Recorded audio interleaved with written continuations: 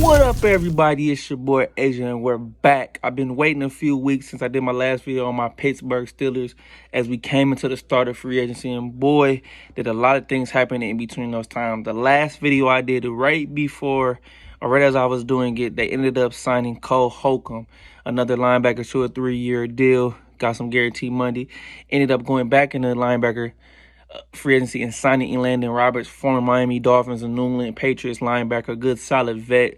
Ended up cutting Miles Jack, lost Robert Spillane, so they're redoing this linebacker core big time. Even today they announced that Bud Dupree was coming in for a visit, so we'll see if they ended up re-signing him. Also, they went big on this offensive line, and let me get to this real quick. They re-signed James Pierre, cornerback, and Zach Gentry.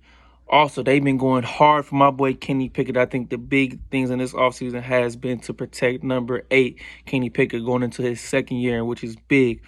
He ended up signing Isaac Samalo. He was formerly of Philadelphia Eagles, where once again Andy Weidl was very vital to their success. And as you know, he loves the trenches, that offensive line, that defensive line, that edge, and they ended up signing LaRaven Clark, he's a former coach. He's been bouncing around a little bit. They signed Nate Herbert to talk about. They still got Kendrick Green. But as we sit today, my projected starting lineup for this Pittsburgh Steelers team is at left tackle, Dan Moore, question mark, because I think they'll end up drafting a tackle probably in the first round. Hopefully, you get a Dawand Jones, you get a Paris Johnson Jr., or Broderick Jones. So we'll see what happens with that. So I'm going to leave that question mark. Left guard, you got Isaac Samalu, which I think shirted up. I thought it was going to be Nate Herbert, but he can come off the bench. Center, you got Mason Cole. You can still draft a center maybe late in this draft. There's some good centers out there. At right guard, you got James Daniels, who's been good. It's going into the second season with the Steelers. And at right tackle, you got Chuks Okorafor, which I could have said he could have started at left tackle, but he's at the right tackle spot. So I think the right side is shorter for sure. The left tackle is again in question mark. Now, as we all know, the Steelers also lost Terrell Edmunds in free agency recently last week as he left and signed with Philadelphia Eagles. Now today the Steelers signed free agent safety Keanu Neal, now which pairs him up with the tandem of Minkah Fitzpatrick and Damontae Kazee. Now we can go into this 3-safety unit. I love Keanu Neal is almost like is another linebacker. He can stuff the run. He's a box safety. He did very well when he was in his time with the Atlanta Falcons. I think this will be a good pickup. Add some depth, adds another 3-safety set, which I think the Steelers did phenomenal this season in doing that. Now, as we all know, the Steelers still need a left tackle in this draft, a cornerback, another linebacker, and already re-solidified this unit. But we also need edge, interior. I wouldn't be mad, even maybe receiver. There's a lot of ways that the Steelers can go in this draft, but I think the main thing that they need to do is be aggressive. If there's a guy that you want, say, like I said earlier, Dawand Jones, a Paris Johnson Jr., a Broderick Jones. Broderick Jones and Paris Johnson will be my favorite guys out of this draft. Go get them. If you got to trade up a couple spots, get in the top, I said at least 12 to get that top-tier tackle that you want. Go ahead and do it because it is very vital. Like we said, the AFC is loaded with Kansas City, Buffalo, Cincinnati, the Chargers with Justin Herbert, and Jacksonville with Trevor Lawrence. These elite quarterbacks. If you can add some offense, do what you can, but make this team better.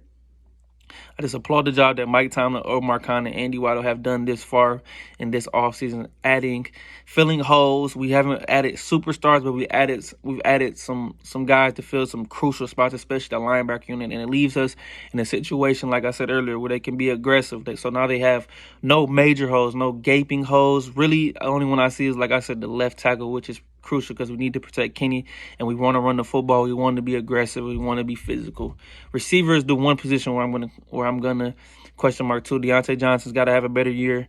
George Pickens continue to come along. We got Pat Freiermuth having a big season, but they're gonna really give Calvin Austin a shot. Hopefully he's healthy and he can really be an impact guy. But if they take a guy late in the draft, I would not be mad. But the draft is less than 30 days away.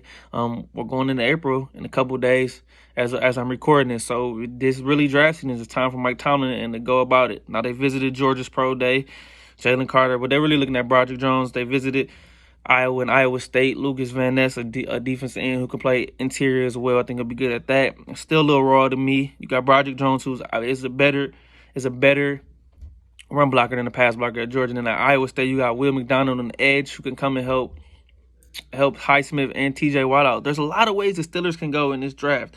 And I'm just excited. I'm just excited about going forward, heading into this draft. It's only a few weeks away. We got a couple guys visiting.